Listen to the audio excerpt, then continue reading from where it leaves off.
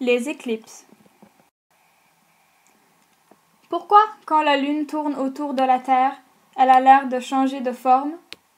Parce que plusieurs parties de la Lune qui sont illuminées différemment sont en face de nous. La forme peut être en pleine Lune ou en nouvelle Lune. La nouvelle Lune n'est pas visible car ce côté visible n'est pas illuminé par le Soleil. Par contre, une pleine Lune ressemble à un cercle doré dans le ciel.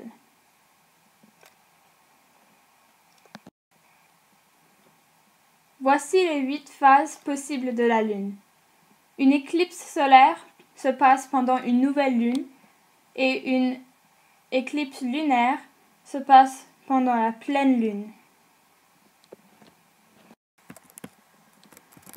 Aujourd'hui, on est dans la phase de la nouvelle Lune. La Lune est trop proche du Soleil pour qu'on la voie. La Lune se lève et se couche avec le Soleil, donc elle ne sera pas là ce soir. La nouvelle Lune se passe seulement quand la Lune et le Soleil ont la même longitude elliptique.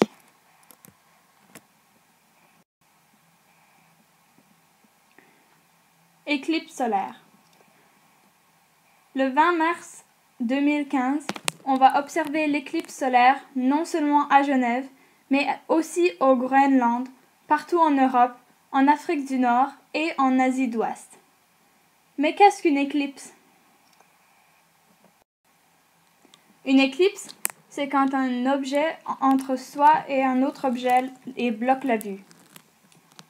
De la Lune, on peut observer 2 sortes d'éclipses. Une éclipse solaire et une éclipse lunaire. L'éclipse que nous allons observer est une éclipse solaire. Le mot éclipse vient du mot grec ekleipsis et signifie la chute. Dans l'histoire antique des civilisations, comme les Égyptiens, les Babyloniens, les Grecs et les Chinois, observaient également les éclipses.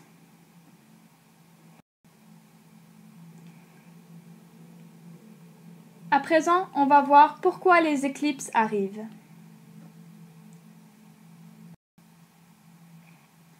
Pendant l'éclipse, le Soleil brille sur seul un côté de la Lune, mais c'est le côté non visible de la Terre. Ensuite, la Lune fait une ombre sur certaines parties du globe, d'où on peut observer l'éclipse totale. De notre point de vue, on dirait que la Lune couvre le Soleil.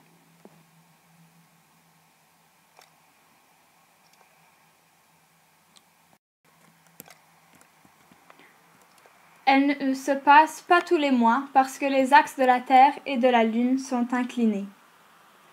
Il y a 2 éclipses solaires chaque année. La plupart d'entre elles sont partielles. Si cette image était mise à l'échelle, la Lune serait 2 fois plus loin de la Terre qu'elle ne l'est déjà.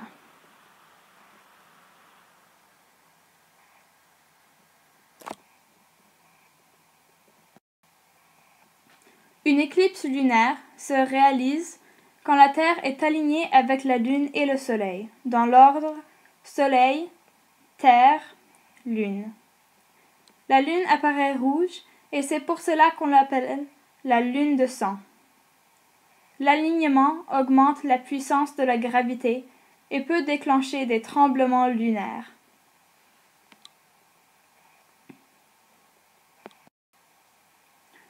Une éclipse solaire se passe quand la Lune est entre la Terre et le Soleil. L'éclipse lunaire arrive quand la Lune est derrière la Terre, par rapport au Soleil. Les éclipses lunaires sont moins rares que les solaires. Il y en a jusqu'à 4 chaque année.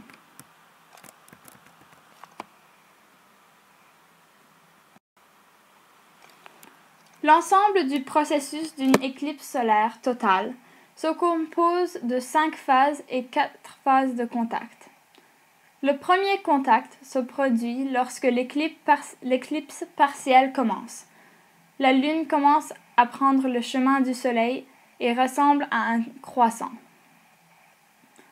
Pendant le deuxième contact, presque tout le Soleil est couvert par la Lune et l'effet total commence à se produire. Le maximum de l'éclipse, ou la totalité, peut être observé quand la lune recouvre complètement le soleil et maintenant tout devient sombre et calme et la température tombe aussi. Le troisième contact met fin à l'éclipse complète et la lune commence à s'éloigner de la trajectoire du soleil. L'éclipse partielle se termine avec le quatrième contact, quand la lune de la trajectoire du soleil.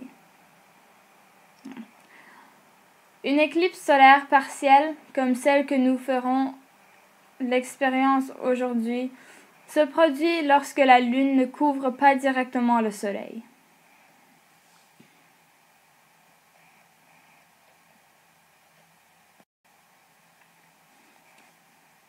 Et puis, pour terminer, on va présenter les éclipses solaires annulaires et hybrides. Une éclipse annulaire se passe quand la lune ne couvre pas les extrémités du soleil et envoie un anneau autour de la lune. Une hybride se passe quand 2 de 3 types d'éclipses se passent en même temps. Ceci est très rare.